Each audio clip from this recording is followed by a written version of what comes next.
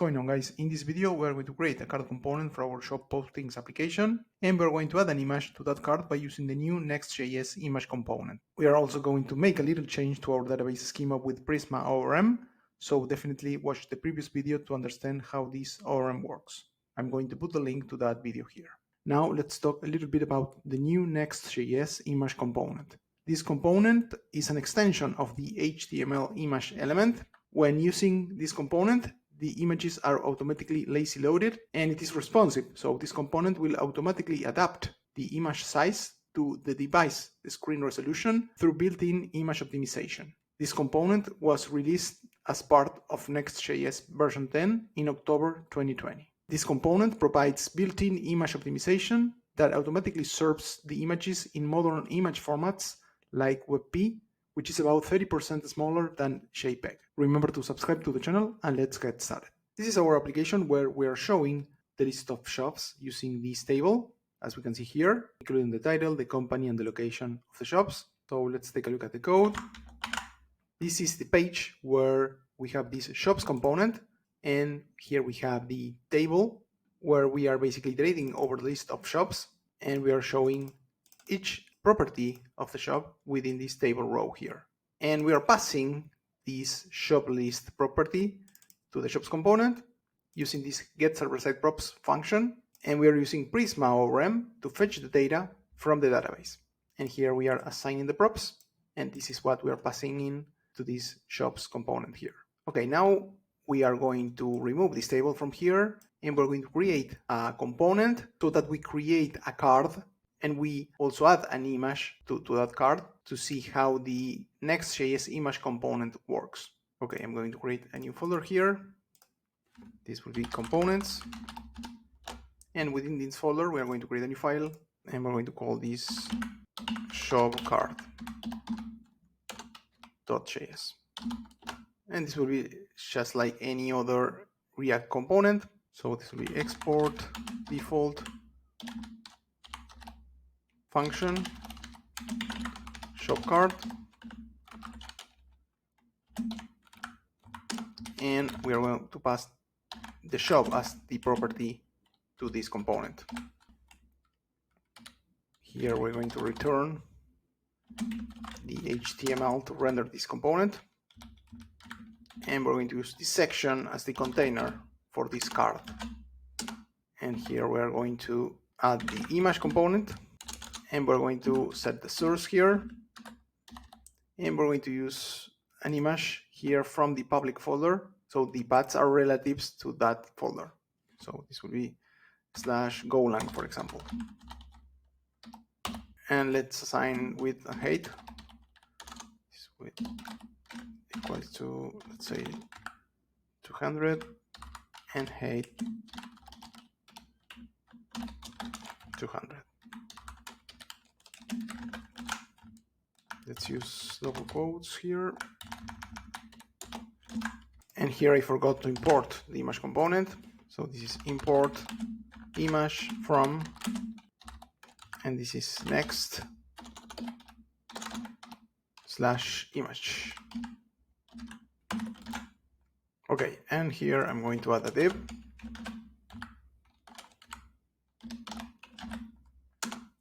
Where I'm going to show the title, the company, and the location of the shop. So here I'm going to add an h2, and this will be shop.title. I'm going to add paragraph, and this will be shop.company, and another paragraph where I'm going to put the location of the shop. So this will be shop.location. Okay, now let's go back to the page. And let's remove this.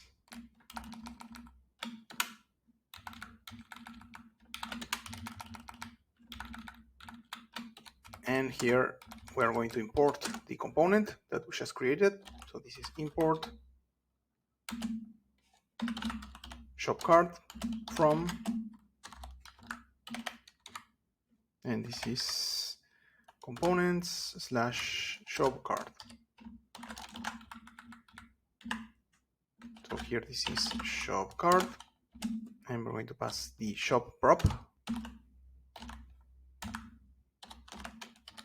and we're going to assign a key, and this key will be the identifier of the shop. So this is shop.id. And here we need a container element. So this will be a div. And I'm going to move this here. Okay, now let's run the server and let's see how it looks. npm run build. We are using get server-side props, so we are still using server-side rendering, as you can see here. Okay, now let's run the server. npm run dev. I'm going to open the browser side by side here. And here we have the list of shops.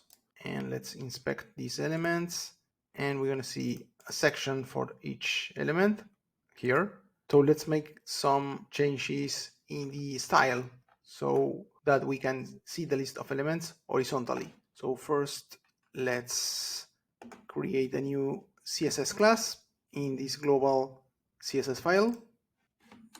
So I'm going to create a new class. This will be shop container. And here I'm going to use Flexbox to show these elements horizontally. So this will be display, and this will be flex. And the flex direction will be row. So I'm going to assign this class to the container element of the page. So this is class name equals to shop container. Let's save this.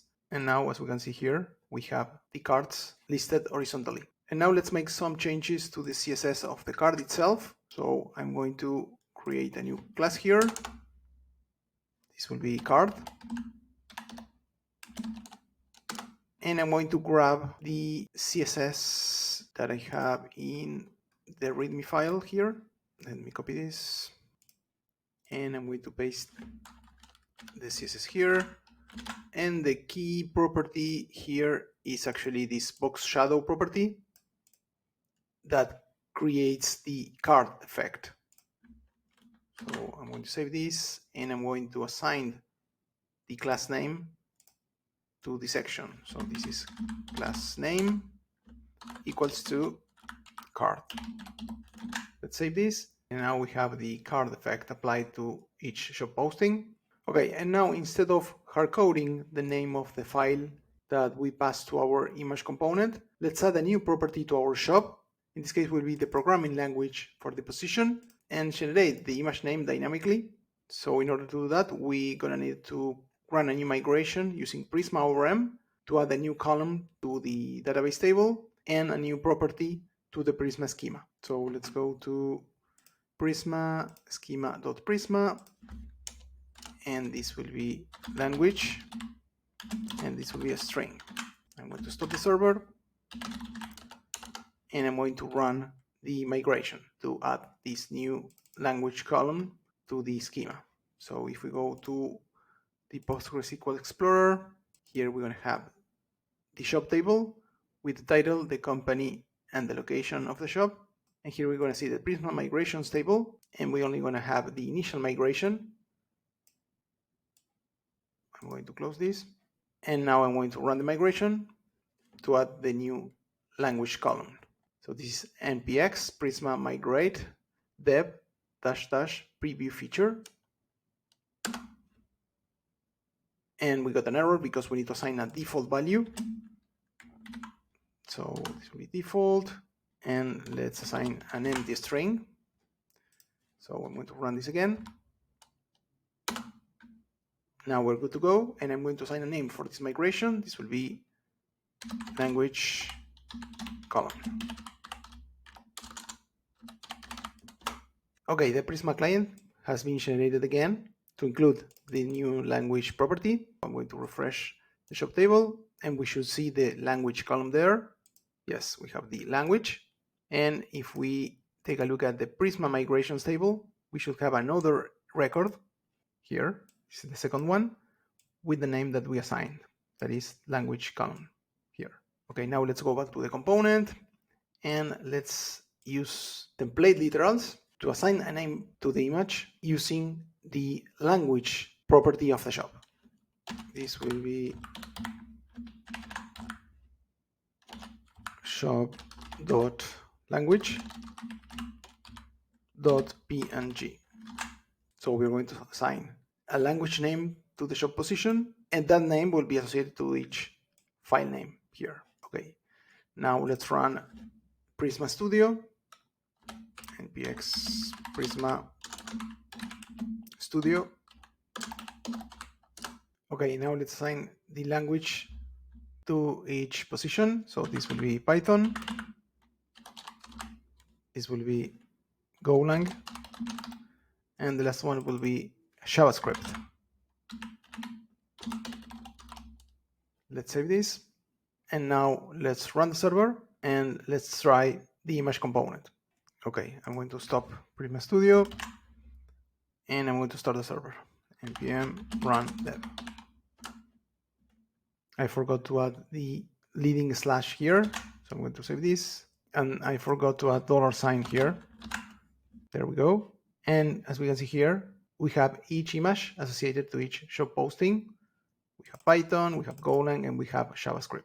That's all I have for today. Thank you guys for watching, and I see you in the next one. Take care. Bye.